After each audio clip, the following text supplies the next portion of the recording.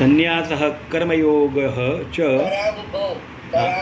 ઉભૌ નિશ્રેયસ્કરૌ ઉભૌ તૌ તયોઃ બંને માટે તું એટલે નિશ્ચયાત્મક કર્મસન્યાસાત કર્મયોગ વિશિષ્યતે. કર્મનો સંન્યાસ કરીને બેસી જવું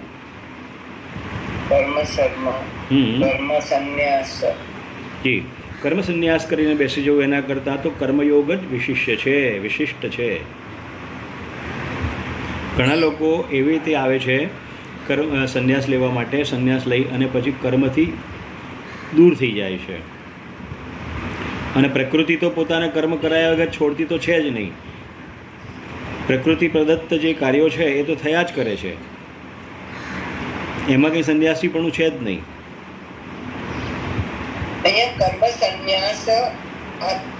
કર્મ સંન્યાસાત પંચમી વિભક્તિ, કર્મ સંન્યાસાત કર્મયોગ વિશિષ્યતે. તો એણે કહ્યું કે અર્જુન, કર્મ સંન્યાસ નિષ્કામ કર્મ એ બંને એક સાથે સાથે ચાલે છે, પણ કલ્યાણયુક્ત કોણ છે? તો કર્મયોગ છે એમ કહી દીધું બસ. કયો યોગ છે પાછો? કર્મયોગ. કયો પણ? એટલે અચ્છા કર્મયોગ. હા, that is, you must have to take the concentrate in that. Arjun, now Krishna is saying that this you must have to listen and you must have to follow me. નિષ્કામ કર્મ યોગ, કારણ કે સંન્યાસ યોગ ચાલી રહ્યો છે અત્યારે. અત્યારે કોઈ અહીંયા ભક્તિ યોગ નથી, જ્ઞાન યોગ નથી. અને સંન્યાસ સાંખ્ય યોગની વાત આવે છે ત્યારે પણ પરમેશ્વર એમ કહે છે સાંખ્ય યોગ પૃથક બાલાહ પ્રવદંતી ન પંડિતાહ, એ શબ્દ આવે છે આગળના શ્લોકોમાં. બરાબર. તો અહીંયા કહે છે કર્મયોગ એ જ વિશિષ્ટ છે અર્જુન, તારા માટે અહીંયા કર્મયોગ જ વિશિષ્ટ છે, સંન્યાસ યોગ તારા માટે વિશિષ્ટ નથી. કારણ કે જન્મથી તું ક્ષત્રિય છે એટલે તારા માટે તો હવે આ કર્મ છોડી શકાય એમ છે જ નહીં. કારણ કે આગળના શ્લોકમાં જોયું હતું ને આપણને, જે સાંખ્ય વિષાદ યોગની અંદર અર્જુન પોતાના શસ્ત્ર મૂકી દે છે. ગાંડીવમ સંસ્કૃતે હસ્તાક પક્ષ પરિદહ્યતે નહીં સ્થાતુમ અર્હતિ, હું કંઈ અહીંયા ઊભો રહી શકતો નથી, હું મારા શસ્ત્રો છોડી દઉં છું, મને તો બીક લાગે છે.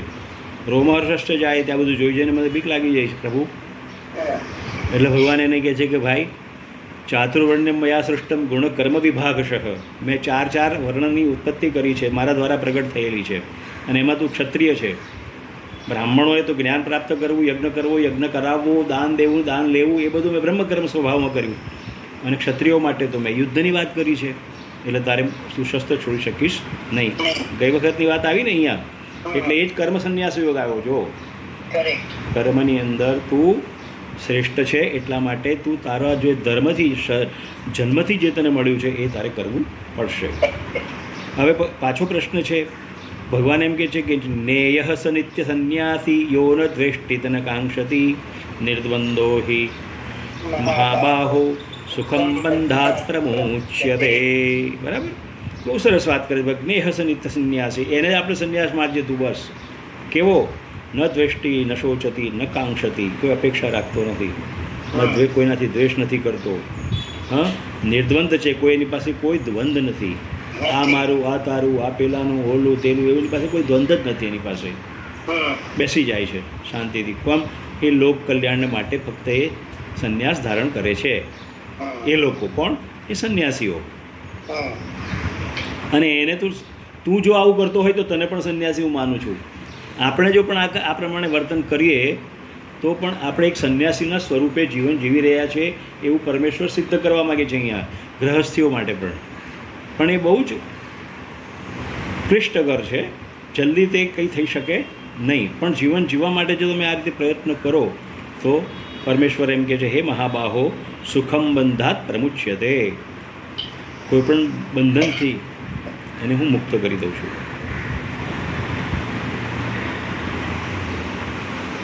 નિર્દ્વંદ સુખમ બંધાત પ્રમુચ્યતે.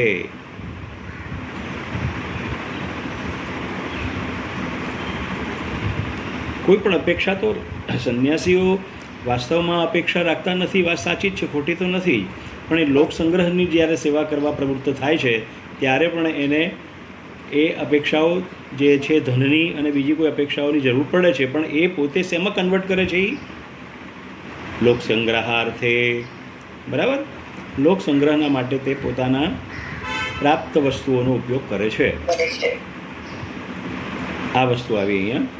પછી સાંખ્ય યોગૌ પૃથક બાલઃ પ્રવદંતી ન પંડિતાઃ એકમપ્યાસ્થિત સમ્યક ઉભયોર્વિંદતે ફલમ.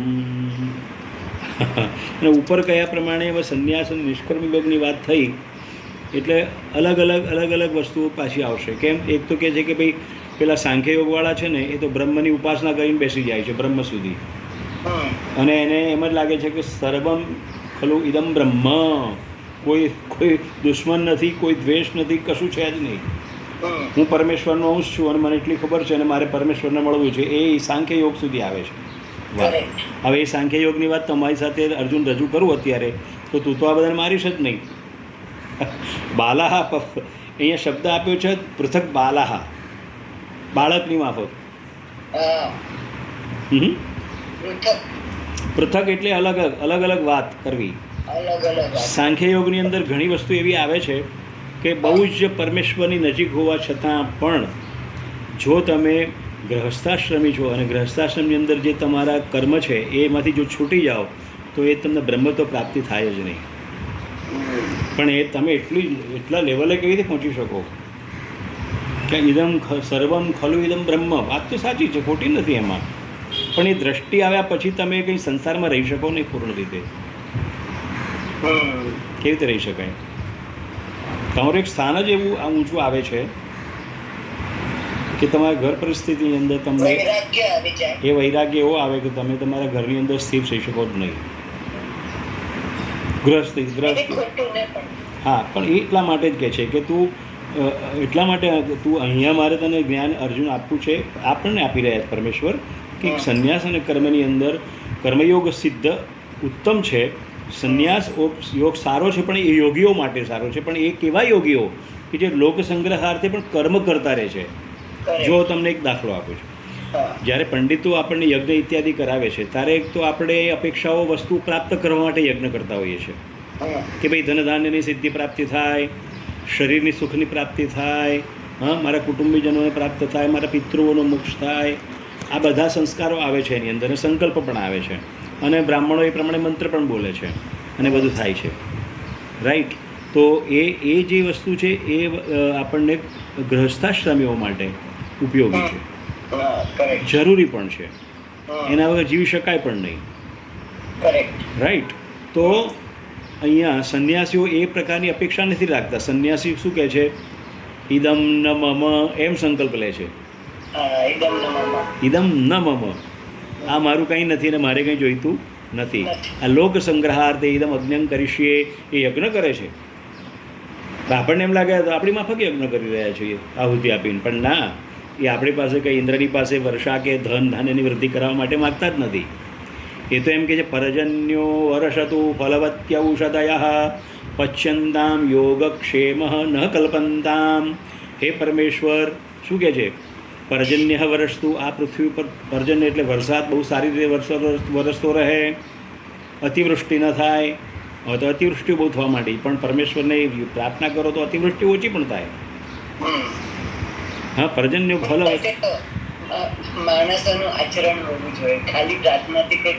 ના, એ આચરણ તો શીખ વસ્તુ છે બેન. પ્રાર્થના બહુ મોટી વસ્તુ છે, યાદ રાખજો. પ્રાર્થના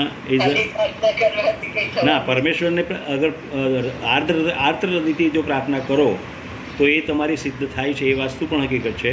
પણ પુરુષાર્થ કરવો એ સાચી જ વાત છે. પુરુષાર્થ કર્યા વગર પ્રાર્થના જલ્દી સિદ્ધ ન થાય. એ પોતે લગાડ્યા પછી બંધ ન થાય. એ તો કે હવે તું ભોગવ, અથવા બીજાએ પણ ભોગવવું પડે એની સાથે. પરજન્ય હવર્ષ હતું ફલવત્ય ઔષધિઓ આ પૃથ્વી પર એટલી બધી સરસ થાય કે જીવજંતુઓ તમામને મળે, કોઈને ભૂખ્યા રહેવું ન પડે. પણ એ નથી કરતા, એટલે ગાયો અત્યારે પેલા કચરાના ઢગલામાં ગાયો ફરે છે, અને બધા બહુ સંસ્કૃતિની ચિંતન કરવાવાળા, મનન કરવાવાળા બધા આશ્રમો લઈને બેઠી ગયા છે. બધાને ખબર છે, પણ એ ગાયોને ત્યાંથી વાળતા નથી. ધનના ઢગલા તો કરી નાખ્યા છે. એટલે પરમેશ્વર પ્રાર્થના પરજન્યો વર્ષતું ફલવત્ય ઔષધય પચ્યંતામ યોગક્ષેમ ન કલ્પંતામ. યોગ અને ક્ષેમ આ પૃથ્વી ઉપર વરસતું રહે. પણ હવે ધીમે ધીમે કળિયુગના કારણે આ બધી વસ્તુ ઓછી થાય છે અને એવી નિશ્રેયસ્કર એટલે શ્રેયસ્કર વસ્તુઓ આવા સંન્યાસીઓ મહાપુરુષો દ્વારા આશીર્વાદ પ્રાપ્ત થતા ન હોવાના કારણે પ્રકૃતિ હવે પોતાની રીતે વિકૃતિ રૂપે રજૂ થવા માંડી છે. જેવી રીતે હમણાં 4-5 દેશોમાં ધરતીકંપ થવો, લોકોનું મરવું, બીજા 4-5 દેશોમાં આગ લાગવી, યુદ્ધ થવા, આ બધા તમામ પ્રકૃતિના વિરુદ્ધ કાર્યો થઈ રહ્યા. એના કારણે ભગવાન પ્રસાદી આપી રહ્યો છે, તમે ભોગવો, હવે શરૂ કરો. કાલે શું થવાનું છે કોઈને ખબર તો છે જ નહીં, છતાં પણ ભવિષ્યની ચિંતા કરીને તમે આ બધું ઉત્પન્ન કર્યું અને મારા વિરુદ્ધ ગયા, પ્રકૃતિના નેચરના વિરુદ્ધ ગયા, તો હવે તમારે ભોગવવું પડશે. ખાલી આપણે એટલી ઈચ્છા કરીએ કે આર્ટિફિશિયલ ઇન્ટેલિજન્સની દ્વારા ભગવાન પ્રકટ થયા છે. આર્ટિફિશિયલ દ્વારા પ્રગટ થઈ પણ ગયા છે. એટલે આર્ટિફિશિયલ ઇન્ટેલિજન્સ તો હવે તમને સ્કૂલમાં ભણવા માંડ્યા છે. સ્કૂલની અંદર ટીચરનું હવે કામ નથી એમ કે છે. હવે આજે મેં એક હમણાં વાંચ્યું તો સ્કૂલની અંદર આર્ટિફિશિયલ ઇન્ટેલિજન્સના શિક્ષકે કવિતા ગાઈને શીખવાડી. હવે અત્યારના મૂર્ખ શિક્ષકો કવિતા ગાતા નથી, તો પેલા એ પરંપરા પકડી, તો હવે તમારે બાપા કહીને એની પાસે જવું પડશે. હા, પહેલાં સ્કૂલોમાં કવિતા ગાઈ અને શીખવવામાં આવતી હતી. ઓ ઈશ્વર ભજીએ તને થાય અમારા કામ, એમ ગાતા હતા. હે પ્રભુ આનંદ દાતા જ્ઞાન હમકો દીજીએ, આ રીતે ગાવામાં આવતી હતી કવિતાઓ. તેમ સીધો પ્રવચન નહોતા આપતા, કારણ કે એ વસ્તુને પ્રવચન ના કરી શકો. આ ભગવદ્ ગીતા ગેય છે, ગાવાની છે, અને પછી સંવાદ આવે છે. એટલે અમે જ્યારે અભ્યાસ કરાવીએ ત્યારે લોકોને કહીએ છીએ કે શ્લોકો ગાઓ, ગાવા તો પડશે જ. ભાગવતજીના શ્લોકો ગાવાના છે, સ્મરણ કરવાના છે. એટલે સ્મરણમ નિધિધ્યાસિતવ્યમ, આગળ વાત કરી હતી ને, સ્મરણમ નિધિધ્યાસિતમ પઠનમ, આ બધું કરો પછી એક સ્ટેપ પછી આગળ વધાય. એટલે ગૃહસ્થીઓ માટે બહુ સરસ વાત કરી છે. સાંખ્યયોગૌ પૃથક બાલા પ્રવદંતી ન પંડિતા એકમપ્યાસિત સમ્યક ઉભયો વિંદતે ફલમ. બરાબર, પેલો કયો શ્લોક હતો? બાલા. આ જ છે. હા, તો વિદ્વાન લોકો કે આવી ખોટી ઊંધી બધી વાત કરતા નથી, પણ સાચી જ વાત બતાવે છે કે જન્મથી સંસ્કારથી જે તમને પ્રાપ્ત થયેલા કર્મ છે એને તમે લાગી વળગો, તમારો ઉદ્ધાર થશે, એની ચિંતા કરવાની જરૂર નથી. અને એનાથી મુક્ત થયા છો તો પછી ભોગવાની તૈયારી પણ રાખો ને. અત્યારે ભોગવવાના વારા આવી પણ ગયા છે. બ્રાહ્મણપણામાં રહ્યો નથી, ક્ષત્રિયપણામાં રહ્યો નથી, કર્મમાં રહ્યા નથી. અને મને કોઈ એમ પ્રશ્ન પૂછ્યું તો ઈશ્વરભાઈ, કળિયુગની અંદર શું આ પ્રમાણે 4 પ્રમાણે વર્ણ પ્રમાણે ચાલે છે? મેં કહું નથી ચાલતું, અને ચાલે પણ છે. પણ મેં કહ્યું ભગવદ્ ગીતાએ શું કહ્યું છે એ સાંભળ. હવે તમે સાંભળો દીદીબેન, કે અદિતિ એવી વસ્તુ છે, એ 4 આપણા શરીરમાં છે. 4 વર્ણ તમારા શરીરમાં રહેલા છે. જ્યારે તમે અભ્યાસ કરો છો, અધ્યયન કરો છો, ચિંતન મનન કરો છો, ત્યારે તમે બ્રાહ્મણ છો થયા કે નહીં? કાંઈક બ્રહ્મકર્મ કરી રહ્યા છો અત્યારે. પેલો સ્વભાવથી કરે છે. જન્મથી જે બ્રાહ્મણ મળ્યો છે એ તો પોતાના કર્મ પ્રમાણે કરી રહ્યો છે, પણ તમે ને બીજા લોકો પણ કર્મ કરે, તારી પોતે સ્વયં બ્રાહ્મણ છે.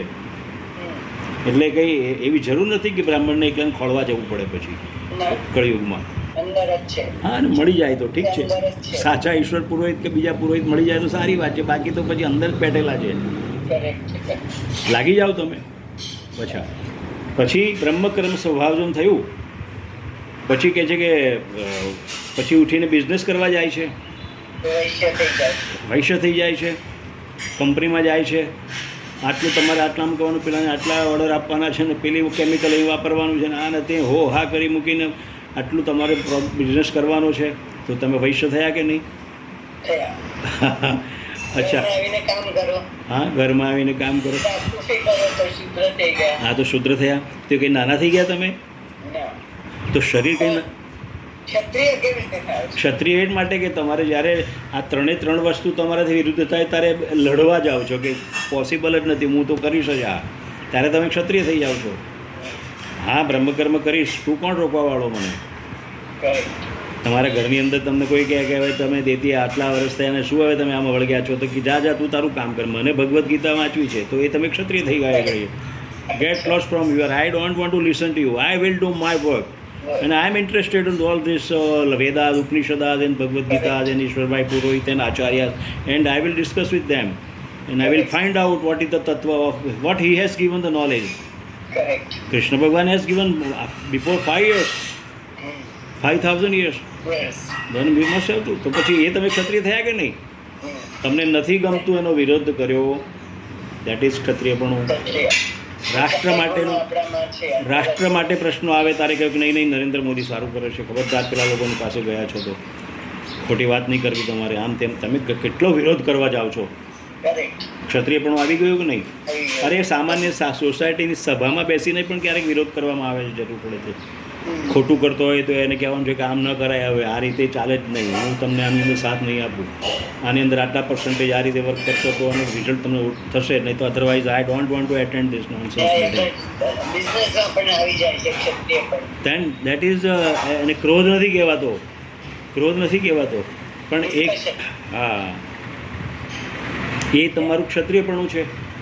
પણ એની અંદર તમે જો એમ કહો કે ના ના ના હવે ભાઈ હવે શું કરે, એ તો કરશે, આપણે કરીએ, બધું દુનિયા આમ જ ચાલે છે, બેસી જાઓ, તો એ તમારું કર્મ તમે છોડી દીધું કહેવાય, અકર્મ કહેવાય. શું કહેવાય ને?